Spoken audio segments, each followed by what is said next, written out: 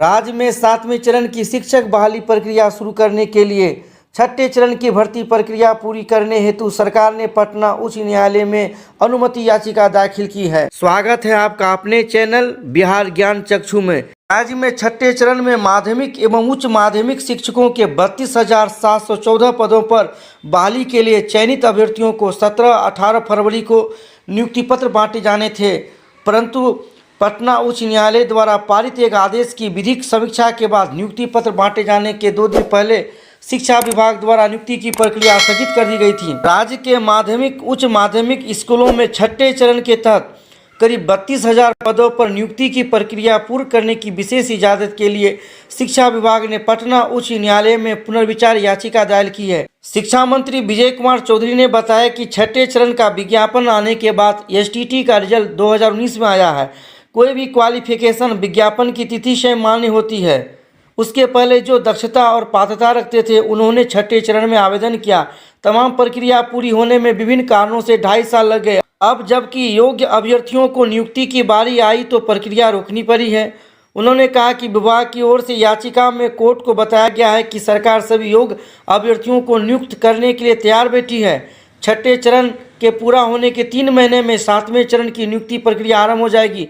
छठे चरण के विज्ञापन के बाद पहले के भी जो योग्य अभ्यर्थी हैं उनके लिए 40,000 पदों पर बहाली करेंगे। मंत्री ने यह भी स्पष्ट किया कि 2019 में एसटीटी करने वालों में से किसी की उम्र तय सीमा से अधिक होने का मामला भी सामने आया तो उसको साल भर तक की छूट भी देने को विभाग तैयार है। शिक्षा मंत्री श्री विजय कुमार चौधरी ने कहा कि राज्य सरकार योग्य शिक्षकों की नियुक्ति को लेकर ईमानदार है। छठे चरण की नियुक्ति अंतिम चरण में चल रही थी। नियुक्ति पत्र बांटने तक प्रक्रिया पहुंच गई थी, तब जाकर माननीय न्यायालय के आदेश से इसे स्थगित करना योग्य अभ्यर्थियों के साथ ही सरकार के लिए भी दुखद है। इसलिए हम लोगों ने माननीय न्यायालय से इस मुद्दे पर फिर से विचार करने का आग्रह किया है। विदित हो कि छठे चरण के तहत 17 और 18 फरवरी 2022 को नियुक्ति पत्र बांटे जाने थे। इसको लेकर मेगा सूची तैयार थी और इसके अनुमोदन हो चुके थे। इसी बीच कोर्ट ने सन 2019 में एसटीटी उत्तीर्ण करने वालों को भी इसी चरण में नियोजन में शामिल करने का फैसला दिया। इसके बाद शिक्षा विभाग को आनन फानन में 32,000 माध्यमिक उच्च माध्यमिक शिक्षकों की नियुक्ति की प्रक्रिया स्थगित करनी पड़ी।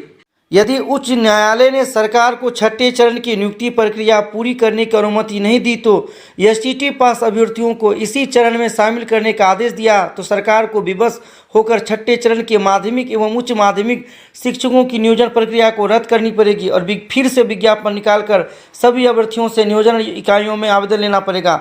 इस प्रकार वर्तमान चयनित अभ्यर्थियों को प्रभावित होना पड़ेगा। यहाँ बता दें कि चयनित शिक्षक अभ्यर्थियों की अंतिम मेगा सूची तैयार है और पिछले माह 17 से 18 फरवरी को नियुक्ति पत्र दिया जाना था।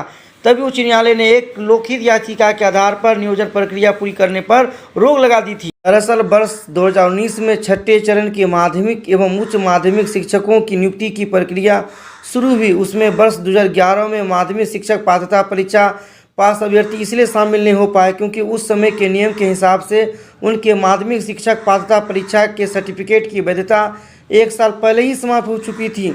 वैसे अभ्यर्थियों द्वारा पटना उच्च न्यायालय में याचिका दायर की गई थी।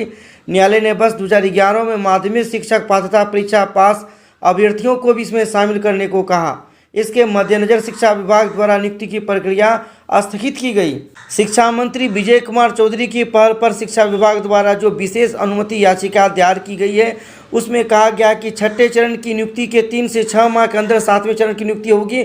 उसमें वर्ष 2011 में माध्यमिक शिक्षक पात्रता परीक्षा पास अभ्यर्थी को मौका दिया जाएगा। इस तरह की खबर देखने के लिए हमारे चैनल बिहार ज्ञान चक्षु को सब्सक्राइब करें। जय हिंद, जय बिहार, जय शिक्षक।